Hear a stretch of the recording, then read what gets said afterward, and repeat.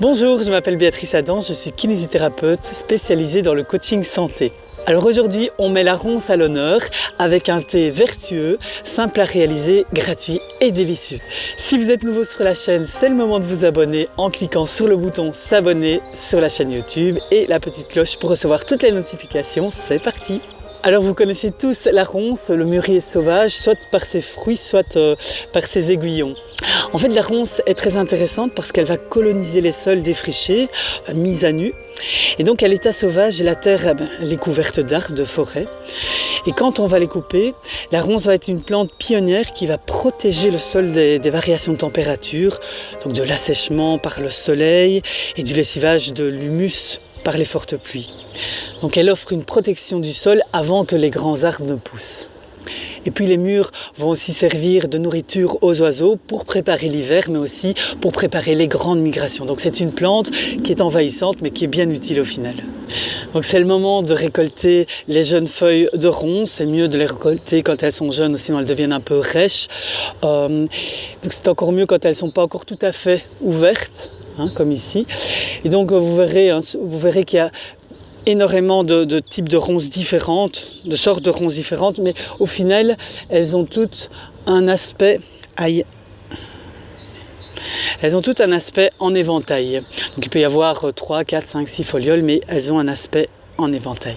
Alors quand vous en avez récolté suffisamment, vous allez les disposer dans un linge humide. Donc ici, je les ai mis dans un petit plat, je les ai recouverts d'un linge humide blanc. Donc essayez de prendre toujours un linge blanc parce qu'il y a des colorants dans les tissus et ce serait dommage que ça se retrouve dans vos préparations.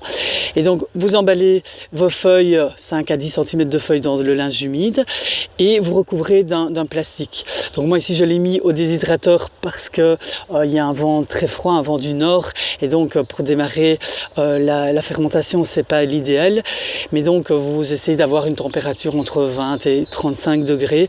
Vous pouvez aussi simplement emballer dans un linge humide, fermer le tout dans un sachet plastique et l'exposer en plein soleil. Alors vous allez vérifier après en général 2, 3, 4 jours, ça dépend de la température, eh bien les feuilles vont commencer à noircir. Il y aura même un petit jus qui va s'écouler. Pas de panique, tout se passe bien en fait. Vous prenez ces feuilles et vous allez les étaler sur une clé et les faire sécher dans un endroit vraiment bien ventilé. En dehors du soleil, pas sur la lumière directe. Et donc comme ça, vous pourrez les conserver durant tout l'hiver et avoir un bon thé à offrir à vos invités. Alors comme pour la production du thé noir, en fait la fermentation des feuilles de ronce va vraiment développer les arômes. Et donc vous n'aurez plus une tisane simplement astringente, la tisane que vous ferez avec des feuilles fraîches ou même séchées, elle va être un peu astringente. Ici vous aurez un véritable thé indigène au goût parfumé de framboise. La feuille de ronce a beaucoup de tanins et donc on parle ici d'astringence, elle va resserrer véritablement les tissus. On l'utilisera par exemple dans le cas de fortes diarrhées. Donc ici vraiment pour soulager la personne, par exemple si les diarrhées durent trop longtemps, parce que c'est jamais au final une bonne idée de bloquer une diarrhée qui est là pour évacuer des déchets.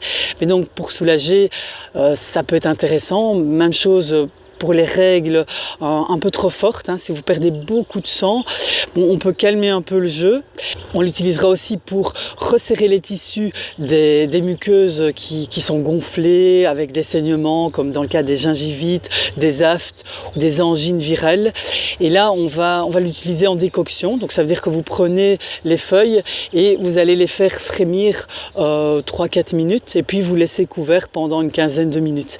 Et alors vous allez faire des gargarismes, des bains de bouche. Vous pouvez aussi l'associer à du gros sel, du sel de mer, et ça va vraiment aspirer toutes les toxines. Bien sûr, vous recrachez le liquide et puis vous rincez bien votre bouche après. Et puis on l'utilisera aussi comme tonique du retour veineux. Donc si vous avez les jambes lourdes et gonflées, vous pouvez prendre les feuilles de ronce en infusion. Et si vous avez des hémorroïdes, qui sont aussi un relâchement des tissus en fait, et qui peuvent être douloureux, si vous avez des hémorroïdes, vous pouvez utiliser aussi des décoctions que vous allez mettre sur une compresse, directement sur l'hémorroïde, ou faire des bains de siège qui vont vraiment vous soulager. Alors bien sûr, ici on parle de symptômes, mais l'utilisation de la ronce dans votre quotidien, va être intéressante quand vous n'avez pas de symptômes pour éviter que votre corps ne doive faire ces symptômes-là, pour éviter que votre corps ne doive sécréter des déchets, des toxines au travers de symptômes divers. Et donc, voilà, le fait de prendre ce thé-là, qui est bon en fait, ça va permettre de ramener de la minéralité, de ramener des principes actifs dans votre quotidien et de ne plus devoir faire de symptômes. Donc on boira cette tisane, que ce soit fermentée ou pas, en dehors des repas, parce que les tanins vont resserrer les muqueuses, mais aussi les muqueuses de l'intestin, et donc vont limiter l'absorption des aliments, voire aussi des médicaments si vous en prenez. Et puis personnellement, je ne l'ai pas encore testé, mais je sais que les Chinois utilisent l'écorce de la racine de la ronce contre les diarrhées. Donc chez eux, c'est utilisé couramment, mais bon, je trouve que c'est un peu plus contraignant, aller chercher l'écorce, la peler, etc., alors que les feuilles de ronce sont facilement accessibles, si vous ne piquez pas. On l'a compris, la ronce est une plante envahissante, c'est vrai, mais aussi vertueuse pour notre santé. Et puis, c'est notre terre, c'est notre nature, c'est gratuit et ça le restera toujours. Alors si vous avez aimé la vidéo, merci de partager, de liker pour augmenter sa visibilité. À bientôt!